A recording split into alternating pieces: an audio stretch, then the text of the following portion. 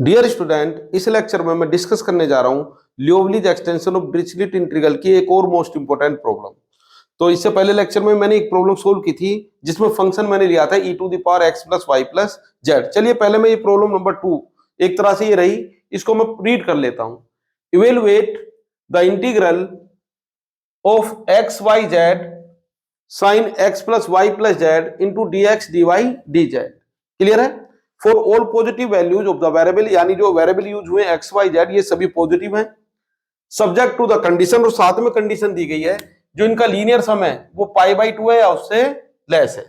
तो चलिए सबसे पहले जो इंटीग्रल दिया गया है इसको नाम ले देता हूं मैं, क्या नाम दे देता हूं? आई। तो सॉल्यूशन लिखने जा रहा हूं मैं इसका। Suppose given integral is I, let I is triple integral X Y Z sine X plus Y plus Z D X D Y D Z, और ये आगे इक्वेशन नंबर 1। जो एक्स वाई जेड में कनेक्शन है वो भी लिख देता हूं, where X Y Z all are positive यानी ग्रेटर देन 0। क्लियर है? फॉर ऑल पॉजिटिव वैल्यूज, और इनका जो लीनियर सम है वो क्या है वो भी दिया गया है। जो लीनियर सम है एक्स वाई जेड का वो लिया गया मुझे लेस और इक्वल टू पाई बाई 2। अब देखिए फर्स्ट क्वेश्चन में मैंने बताया था प्रीवियस लेक्चर में, अगर एक्स वाई जेड तीनों ही पॉजिटिव हैं तो उनका जो सम है वो कभी निगेटिव तो हो नहीं सकता, तो वो भी क्या रहेगा? Greater than 0। इसका मतलब इस कंडीशन को आप लिख सकते हैं X Y Z greater than 0 and linear sum of X Y Z is less और equal to pi by 2 but 100% it is greater than 0। और ये हमारी बिल्कुल फेवरेबल कंडीशन है किसके लिए? लियोवलीज एक्सटेंशन के लिए। तो लियोवलीज एक्सटेंशन में यही कंडीशन हमारे पास होती है, X Y Z are greater than 0 and their linear sum is less than pi by 2 but greater than 0। इक्वल टू का भी साइन है, अगर इक्वल टू भी रहा होता तब भी कोई प्रॉब्लम नहीं थी। लेस और इक्वल टू भी आ सकता है, सिर्फ लेस देन भी लिख सकते हैं। ठीक है, जैसी सिचुएशन दी गई वही लिखेंगे। तो अब इस क्वेश्चन को मैं लियोवलीज इंटीग्रल के सही फॉर्मेट में लाने जा रहा हूं। नाउ इक्वेशन 1 किस तरह लिख सकते हो? Equation 1 can be written as, या इक्वेशन 1 इंप्लाइज, क्या इंप्लाइज करेगी ये? Sorry, equation 1 this implies I equal to, चलो पहले इसी इक्वेशन को एज इट इज लिख देता हूं, X Y Z sine X plus Y plus Z D X D Y D Z. ये क्वेश्चन एक्स वाई जेड में सोल्व हो सकता है क्योंकि एक्स वाई जेड में कंडीशन सेटिस्फाई है। ध्यान देंगे, अगर कंडीशन सेटिस्फाई नहीं है तो लियोवलीज एक्सटेंशन भी आप नहीं लगा सकते। तो सही फॉर्मेट क्या है इसका? एक्स टू द पावर, वहां पे एक्स की पावर एल माइनस 1 होता है ना, देखिए ये इंटीग्रल था, इसमें कंडीशन थी X Y Z non negative and linear sum less than h2 but greater than h1, then triple integral of x to the power l minus 1 y to the power m minus 1 z to the power n minus 1 dx dy dz, sorry साथ में function भी था, function of x plus Y plus Z dx dy dz, it must be equal to, किसके इक्वल रहेगा? ये equal रहेगा gamma L gamma M gamma N. बात समझ गए? Divided by gamma L plus M plus N और इंटीग्रल h1 टू h2, ये लोअर लिमिट ये अपर लिमिट, और यहां पर आप लिखेंगे फंक्शन ऑफ टी। अब इसको देखकर आपको लिखना फंक्शन ऑफ टी कैसे लिखेंगे वो क्वेश्चन में बताऊंगा, हालांकि प्रीवियस लेक्चर में डिटेल में बताया है। और साथ में लेंगे टी, अब एक्स वाई जेड नहीं चलेगा, यहां पर फंक्शन टी का चलेगा, तो F X plus Y Z की जगह एफ टी और टी की पावर में L plus M plus N minus 1 और ये डी टी। ये क्वेश्चन आपको करना है, लेकिन कब? If condition is satisfy. तो यहां पर कंडीशन सेटिस्फाई है, h1 की जगह 0 है, h2 की जगह पाई बाई 2 है, तो क्वेश्चन को मैं इस फॉर्मेट में लिखने जा रहा हूं। तो क्या लिखेंगे? x की पावर 1, ये x है ना, पावर नहीं लिखी हुई, इसका मतलब x की पावर 1, तो इसको लिख दीजिए x की पावर 2 माइनस 1, y की पावर 2 माइनस 1, z की पावर 2 माइनस 1। क्लियर है? अब देखिए जो फंक्शन था, यानी फंक्शन की जगह क्या है? F X plus Y plus Z इसकी जगह आपको दिया गया sine X plus Y plus Z. तो ऑब्वियसली जो एफ टी होगा वो क्या होगा, एफ टी होगा मेरे पास साइन टी। क्या होगा, एफ टी साइन टी। लेकिन इसकी जरूरत मुझे अभी नहीं पड़ेगी, इसकी जरूरत पड़ेगी जब मैं ये फार्मूला लगाऊंगा। अभी तो मैं इसको स्टैंडर्ड फॉर्म में ला रहा हूं, तो मैंने एक्स वाई जेड को बिल्कुल इस तरह लिख दिया, एक्स की power L minus one, Y की power M minus one, Z की पावर एन माइनस वन, जहां एल एम एन का मतलब टू टू एंड टू है। चलिए इसमें अभी मैं फिलहाल कोई चेंज नहीं कर रहा, क्लियर है, क्योंकि अभी फार्मूला लगाया नहीं है। बाय लियोवलीज एक्सटेंशन, अगर मैं लियोवलीज एक्सटेंशन यहां पर अप्लाई कर दूं, और ये एक्सटेंशन भी किसका है, डिरिचलेट इंटीग्रल। डिरिचलेट इंटीग्रल की प्लेलिस्ट मैंने अपने YouTube चैनल पर अपलोड की हुई है, वहां से आप इसके लेक्चर देख सकते हैं। डिरिचलेट इंटीग्रल, तो क्या बनेगा बच्चों, ये बन जाएगा I इक्वल टू, ध्यान देंगे एल एम एन की जगह क्या है, एल एम एन की जगह है ये एल है, ये एम है और ये एन है।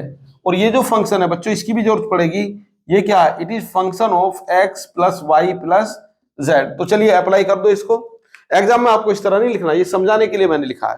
तो ये रिजल्ट आएगा मेरे पास gamma two gamma two gamma two upon gamma two plus two plus two. Clear है, चेक कर लीजिए। Now integration from h1 to h2, h1 is 0, h2 is pi by 2, and now integration of ft. What is ft? If fx plus y plus z is sin x plus y plus z, then f2 यानी x plus y plus z is replaced by t, तो ft become sin t। तो ft क्या हो जाएगा यहां पर, sin t। ध्यान देंगे ये किसका रिप्रेजेंटेटिव है, it is representative of ft। And multiplication of T with power, power कितना होगा l plus M plus N, means two plus two और ये आ गया minus one according to formula, and it is D T. तो कुल मिलाकर आपके पास जो इंटीग्रल आया आई, ये इंटीग्रल बना गामा टू का मतलब फैक्टोरियल वन का मतलब वन, तो डायरेक्ट लिख रहा हूं वन वन वन, और ये आ गया बच्चों गामा सिक्स, जिसका मतलब फैक्टोरियल 5 होने वाला है। और यहां पर ये रिजल्ट आ गया। अच्छा ये तो आप समझ ही गए, इट इज एफ टी। इसको हटा देता हूं आपसे, ये क्या था मेरे पास, एफ टी। क्या था ये function, it was F T. ठीक है, तो साइन टी, इसको चलो सेकंड नंबर पे लिखूंगा, और यहां पर आ गया टी की power 5 into sine T D T. ठीक है, अब इस क्वेश्चन को सोल्व करने जा रहा हूं मैं। अच्छा यहां पर अगर आप बाई पार्ट वाला फार्मूला आप नॉर्मल तरीके से लगाएंगे, जैसा कि आपने पढ़ा है फर्स्ट फंक्शन सेकंड का इंटीग्रल माइनस इंटीग्रेशन के अंदर फर्स्ट फंक्शन का डिफरेंशियल दूसरे का इंटीग्रल और फर्दर फिर इंटीग्रल करते हैं, तो ये क्वेश्चन आपका बहुत लेंथी होने वाला है। तो इसकी मैं ट्रिक बताने जा रहा हूं, हालांकि मैंने प्रीवियस लेक्चर में भी बताया ट्रिक, एक बार फिर बता देते हैं। इस क्वेश्चन के लिए एक बार फिर इस इंटीग्रल करने का तरीका मैं यहां पर लिखने जा रहा हूं। तो मुझे देखिए यहां तक अब इसकी कोई रिक्वायरमेंट है नहीं, क्योंकि मुझे यही क्वेश्चन सोल्व करना। अच्छा एक चीज इसमें लिखनी रहेगी बच्चों, जो लिमिट है वो तो मैंने लिखा ही नहीं, 0 टू पाई बाई 2, तो मैं इसी क्वेश्चन को अब कंटिन्यू करूंगा आगे। ये जो प्रॉब्लम है इसको चलो हाईलाइट कर देता हूं, लेकिन इससे पहले मैं बता रहा हूं आपको फार्मूला। तो फार्मूला किस तरह लिखना है ध्यान देंगे, मैं राइट में बता देता हूं। इसकी मुझे कोई रिक्वायरमेंट है नहीं, तो इसको यहां से रिमूव कर दो, और आपको फार्मूला बताता हूं, उसके बाद इस क्वेश्चन को मैं सोल्व करूंगा। अगर फार्मूला आपने प्रीवियस लेक्चर देखकर यहां पर आए तो फार्मूला सीखने की कोई जरूरत नहीं है, थोड़ा सा लेक्चर स्किप कर दीजिए और इसका इंटीग्रल आप देख लीजिए। ठीक है, अगर फार्मूला रिकॉल करना चाहते हैं तो यहां पर मैं लिख रहा हूं, उसको ध्यान से समझना। मान लीजिए आपके पास टू फंक्शन है, कितने फंक्शन है, टू फंक्शंस, और फंक्शन भी क्या है, ये फंक्शन है मेरे पास u एंड v, और मान लीजिए जो डिफरेंशिएशन है किसका, u का, u के डिफरेंशिएशन को मैं डिनोट करता हूं किससे, u dash, u double dash, u triple dash. Clear है, यानी further differentiation 1 time 2 time 3 time. और जो इंटीग्रेशन है किसका, इंटीग्रेशन ऑफ v, इसको मैं रिप्रेजेंट करता हूं v1 यानी 1 time integration, v2 second time integration, v3 third time integration. तो अगर मान लीजिए ऐसे फंक्शन का आप इंटीग्रल करना चाहते हैं जिसमें प्रोडक्ट किसका है, u और v का। अच्छा, ये जो दोनों फंक्शन है ये किसके फंक्शन है, फंक्शन ऑफ x मान लिया मैंने, dx लिखा है क्योंकि, तो इसका इंटीग्रल करने का क्या तरीका है, u इंटू वी। लेकिन इसमें खास बात यह है कि जो पहला फंक्शन है वो हमारा क्या है, पोलिनोमियल, और सेकंड फंक्शन क्या है, सेकंड फंक्शन ऐसा फंक्शन है जिसका इंटीग्रल हो सकता है, क्लियर है, यानी जिसका इंटीग्रल आप जानते हैं। तो स्टार्ट करता हूं मैं बिल्कुल नॉर्मल तरीका, बाय पार्ट स्टार्ट करने के लिए, लेकिन बाद में मैं थोड़ा चेंज करूंगा। तो स्टार्ट कैसे करते हैं आप, फार्मूला स्टार्ट करते हैं आप first function as it is और सेकंड फंक्शन का इंटीग्रल। अब इंटीग्रल का मैंने साइन नहीं बनाया क्योंकि बता दिया ना, v का इंटीग्रल करेंगे तो v1 लिख देंगे, तो क्या लिखेंगे, फर्स्ट फंक्शन और सेकंड फंक्शन का इंटीग्रल। लेकिन इसके बाद जो फार्मूला आपने याद किया हुआ है मैं उसका यूज नहीं करूंगा। ये फर्स्ट टर्म लिखने के बाद आप इस फंक्शन को तो भूल जाओ, इधर देखो ही मत, अब आप राइट में लिखना शुरू करो।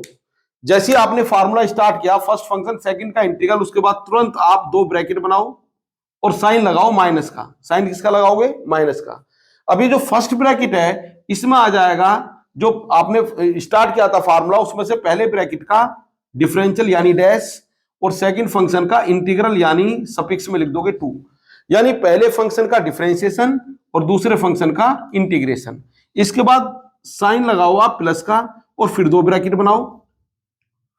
फिर वही कहानी, फर्स्ट ब्रैकेट में जो इससे प्रीवियस आपके पास ब्रैकेट थे उनमें से फर्स्ट ब्रैकेट का डिफरेंशियल और सेकंड ब्रैकेट का फर्दर इंटीग्रल। इसके बाद फिर माइनस का साइन लगाओ, यानी alternative positive negative positive negative. तो फर्स्ट ब्रैकेट का क्या कर दोगे, डिफरेंशिएशन और सेकंड ब्रैकेट का इंटीग्रेशन। और ये कहानी आप तब तक लिखते जाओगे, कब तक लिखते जाओगे, जब तक लिखते जाओगे जब तक आपके पास ये फर्स्ट ब्रैकेट कांस्टेंट ना बन जाए। कांस्टेंट बनेगा जरूर, क्योंकि हमने कहा कि फर्स्ट फंक्शन इज पॉलिनोमियल। अगर मान लीजिए टी क्यूब है तो पहली बार में डिफरेंशियल होके क्या बनेगा, 3t square, second time differential बन के क्या बनेगा 6 इंटू टी, और थर्ड टाइम क्या बनेगा 6। इसका मतलब 6 के बाद फर्दर डिफरेंशियल करोगे तो 0 बन जाएगा, उसके बाद लिखना आप बंद कर दोगे। तो जहां पर ये कांस्टेंट आ जाए वहीं पे लिखना बंद कर दो। तो यहां पर यही टेक्निक तो मैं लगाने वाला हूं, टी क्यूब साइन टी। तो इसको मैं समझूंगा किसकी तरह, इसको मैं समझने जा रहा हूं u की तरह, और इसको समझने जा रहा हूं किसकी तरह, v की तरह। तो ये फार्मूला लगा दो। तो फार्मूला लगाने के लिए आई इज, यहां ऊपर लिखता हूं आई, हाँ जी। तो स्टार्ट कैसे करूंगा, पहले दो bracket first function as it is जैसे u, और सेकंड फंक्शन का इंटीग्रल। और ये क्या है, साइन टी। सब जानते हैं साइन टी का इंटीग्रल होगा माइनस कोस टी, ठीक है। तो ये कहानी खत्म। इसके बाद अब ये क्वेश्चन में देख ही नहीं रहा, यहीं पे आ जाओ, क्वेश्चन भूल जाओ। अब स्टार्ट करो अकॉर्डिंग टू फार्मूला, माइनस और दो ब्रैकेट। पहले ब्रैकेट में क्या आएगा, t की पावर 5 का डिफरेंशियल यानी 5t की पावर 4। सेकंड में क्या आएगा, सेकंड में आएगा ये जो ब्रैकेट है जो मैंने बनाया नहीं है अभी बना देता हूं। सेकंड में आएगा सेकंड ब्रैकेट का इंटीग्रल, कोस का इंटीग्रल क्या होगा, साइन माइनस पहले से ही है तो माइनस साइन टी। इसके बाद फिर प्लस, प्लस के बाद अब यहां पर आ जाओ, इसका डिफरेंशियल कितना आएगा 20t क्यूब इंटू, और इस फंक्शन का क्या आएगा इंटीग्रल, साइन टी का इंटीग्रल क्या आएगा माइनस कोस टी, एक साइन पहले से ही है माइनस का तो प्लस लिख दो। इसके बाद फिर साइन माइनस का आएगा, वे अल्टरनेटिव पॉजिटिव नेगेटिव चल रहे हैं। तो ब्रैकेट वाला साइन बाहर मत निकालो, ब्रैकेट में जो जैसा है उसको ऐसे ही रहने दो, नहीं तो आप कंफ्यूज हो जाओगे। तो यहां पर 20t क्यूब तो कितना आ गया, 20 मतलब 60 टी स्क्वायर, और यहां पर आ गया कोस का साइन टी। ये तब तक लिखता जाऊंगा जब तक फर्स्ट ब्रैकेट कांस्टेंट ना बन जाए। और ये प्लस तो कितना होगा, ये 120t, और साइन का क्या हो जाएगा माइनस कोस टी। इसके बाद फिर एक ब्रैकेट माइनस साइन के साथ, 120 का क्या बन जाएगा ओनली 120, और माइनस कोस का क्या बन जाएगा, भाई कोस का बनेगा साइन माइनस ऐसी रह जाएगा साइन टी। और ये हो गया आपका इंटीग्रल खत्म। यहां पे लगा दो ये बड़ा ब्रैकेट, और लिमिट आ गई आपके पास कितनी, 0 से π/2। लिमिट लगाना मत भूलना, क्या आ गई लिमिट 0 से π/2। अगर आप अपने ऑर्डिनरी तरीके से इसको करते तो इसमें आपको बहुत बार इंटीग्रल का साइन लगाना पड़ता और आप परेशान हो जाते। तो ये फार्मूला आप लगा दीजिए। अच्छा, 120 के बाद अगर किसी का मन करे नहीं हम तो अभी और भी लिखेंगे, तो क्या आएगा प्लस का साइन, और 120 का डिफरेंशियल क्या हो जाएगा 0। ठीक, तो चलिए अब ये छोटे छोटे क्वेश्चन बन गए लिमिट के, 1 2 3 4 5 6 क्वेश्चन लिमिट के बने। तो चलो इनको अलग अलग लिख लेता हूं। आई कितना आ गया, ये आ गया माइनस टी की पावर 5 कोसाइन टी, और ये आ गया 0 से पाई by 2। Next minus minus plus यानी प्लस 5, और ये आ गया टी की पावर 4 और कितना आ गया साइन टी, 0 से पाई बाई 2। इसके बाद नेक्स्ट ये प्लस ही रहेगा 60, और ये आया टी क्यूब कोसाइन टी और 0 से पाई बाई 2।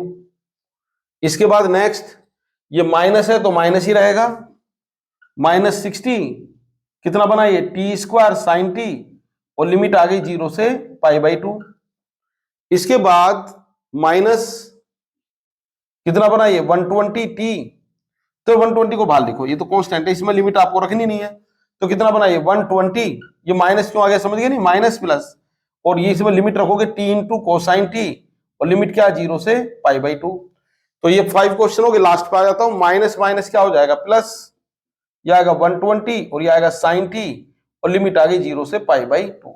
चलिए अब लिमिट भी रख देता हूं मैं, लिमिट रखना शुरू करता हूं। आई ध्यान देंगे, अब इसमें बड़ी स्पेशल सी बात है, माइनस अपर लिमिट की बात करता हूं। टी की जगह रखोगे आप पाई बाई 2, तो पाई की पावर 5 2 की power 5 into cos pi by 2। अब कोस पाई बाई 2 कितना होता है, कोस पाई बाई 2 इज 0, सब जानते हैं। और साइन पाई बाई 2 कितना होगा, साइन पाई बाई 2 इज 1, ये भी सब जानते हैं। तो इनका यूज करो। तो जैसे ही आपने टी की जगह पाई बाई 2 रखा, तो टी ने तो वैल्यू दी पाई की पावर 5 अपॉन 2 की power 5 into cos pi by 2 मतलब 0, तो लोअर लिमिट क्या होगी 0। अब अपर लिमिट क्या हो गई 0। अब आपने टी की जगह 0 लिखा, तो यहां तक पहुंचने की जरूरत ही नहीं पड़ी, हालांकि कोस 0 1 होगा, कोस 0 कितना होगा 1, लेकिन इससे पहले ही टी की पावर 5 यानी 0 की पावर 5, तो ये भी क्या बन गया 0, यानी दोनों लिमिट 0। फर्स्ट लिमिट कोस के कारण 0 और सेकंड लिमिट टी के कारण 0 प्लस 5। अब आपने टी की जगह रखा पाई बाई 2, तो ये वैल्यू देगा पाई की पावर 4 अपॉन 2 की पावर 4। अच्छा 2 की पावर 4 कितना होगा, 2 की पावर 4 होगा 16, कितना होगा ये 16, और यहां पर आएगा sine pi by 2, sine pi by 2 का मतलब क्या हो गया 1, और माइनस जब आप 0 रखोगे तो इस टी के कारण क्या बन जाएगा ये 0। तो दो ब्रैकेट हमारे सोल्व हो गए। थर्ड में आता हूं, थर्ड में फिर वही कहानी, टी तो वैल्यू देगा लेकिन कोस पाई बाई 2 क्या बना देगा 0। अब यहां पर 0 पर कोस तो वैल्यू देगा लेकिन टी क्या बना देगा इसको 0, बिल्कुल कहानी होगी फर्स्ट ब्रैकेट की तरह। अपर लिमिट कोस के कारण 0 और लोअर लिमिट टी के कारण 0। अब यहां पर आ जाओ, माइनस 60 यहां पर वैल्यू मिलेगी आपको, माइनस 60 कितना होगा, ये राइट में मैं रब कर देता हूं, इसकी मुझे रिक्वायरमेंट तो है नहीं, ठीक है, और इसको भी यहां से हटा देता हूं इंटीग्रल, ये तो मैंने यूज कर ही लिया है ना। तो कितना होगा ये माइनस 60 यहां आ गया बच्चों, तो टी स्क्वायर कितना आ गया पाई स्क्वायर अपॉन 2 स्क्वायर, यानी कितना है भाई पाई बाई 2 रखोगे ना, तो पाई का स्क्वायर और 2 का स्क्वायर यानी 4, और साइन पाई बाई 2 कितना हो गया 1, तो 1 लिख देता हूं, हालांकि लिखने की जरूरत नहीं थी। अब लेकिन 0 रखोगे तो टी स्क्वायर के कारण क्या बनाइए 0। अब नेक्स्ट ब्रैकेट फिर वही सेम कहानी, माइनस 120 कोस पाई बाई 2 के कारण 0 आएगा, और यहां टी के कारण 0 आएगा, तो अपर लिमिट भी 0 और लोअर लिमिट भी 0। तो ये क्या थी, यहां पर था माइनस, और यहां भी साइन किसका था माइनस का, लेकिन बाई चांस दोनों ही क्या बन गए 0, 120 0 माइनस 0 लास्ट टर्म। तो लास्ट टर्म क्या बनी मेरे पास, ये लास्ट टर्म मेरे पास आ गई, इसमें है साइन, क्या है इसमें साइन दिया गया है। तो चलिए यहां पर स्टार्ट करता हूं मैं, लिमिट रखना, तो ये बनेगा मेरे पास प्लस 120 साइन पाई बाई 2 यानी 1, और लोअर लिमिट साइन के कारण ही 0, ठीक है। तो चलिए अब समझ गए ना, साइन पाई बाई 2 1 और साइन 0 0। अब यहां पर मेरे पास काफी टर्म 0 के इक्वल आएंगे, तो ये तो पूरी तरह गायब ही हो गया, ये बना 5/16 और पाई की पावर 4, क्लियर है। यहां पर ये पूरी टर्म गायब हो गई, यहां पर आ गया -15, भाई इससे डिवाइड भी कर दो ना, तो -15 पाई स्क्वायर, क्लियर है, और ये आ गया प्लस 120, क्या आ गया ये प्लस 120। तो ये वैल्यू मेरे पास आ गई i इक्व टू 5/16 पाई की power 4 minus 15 pi square plus 120। अच्छा, इसमें एक बार चेक कीजिए आप, जब मैंने इंटीग्रल करना शुरू किया था यहां से, i को जब मैंने ऊपर लिखा था वो मैंने यहां पर रब कर दिया है, तो i के साथ यहां पर शायद ये भी था 1 अपॉन गामा 6, ये था ना गामा 6। अरे वो गामा 2 प्लस 2 प्लस 2, थोड़ा वापस जाइए चेक कीजिए, तो गामा 6 का मतलब यहां पर आ जाएगा फैक्टोरियल 5। तो ये फैक्टोरियल 5 भी साथ चलेगा, तो यहां पर ये ब्रैकेट लगा दीजिए, ये इधर बड़ा ब्रैकेट, ठीक है, ये लिमिट रखने से पहले। तो यहां पर भी कितना आएगा 1 अपॉन फैक्टोरियल 5 का मतलब 1 अपॉन 20, ये लिख सकता हूं ना। तो इसका मतलब ये हुआ कि ये जो भी इंटीग्रल मेरे पास आंसर आया है ये किससे मल्टीप्लाई हो जाएगा, इट इज मल्टीप्लाइड बाय 120। तो इसको मैं लिख देता हूं 120, और ये रिजल्ट किससे मल्टीप्लाई हो जाएगा, इट इज मल्टीप्लाइड बाय 120। तो ये आप एक बार देख लीजिए, ठीक है। तो ये थोड़ी सी कैलकुलेशन मिस्टेक थी, बाकी आप चेक कर लीजिए। देखिए मेरा जो मकसद था वो फार्मूला बताना था, अब यहां से लिखने पर ऊपर 1 अपॉन फैक्टोरियल 5 रह गया, तो कोई बात नहीं, उसको बाद में मैंने इंक्लूड कर दिया है। तो लेक्चर आप ध्यान से समझ लीजिए, मुझे पूरी उम्मीद है आपको क्वेश्चन समझ में आ जाएगा। मिलता हूं नेक्स्ट लेक्चर में एक नए इंपॉर्टेंट क्वेश्चन के साथ। Thank you very much.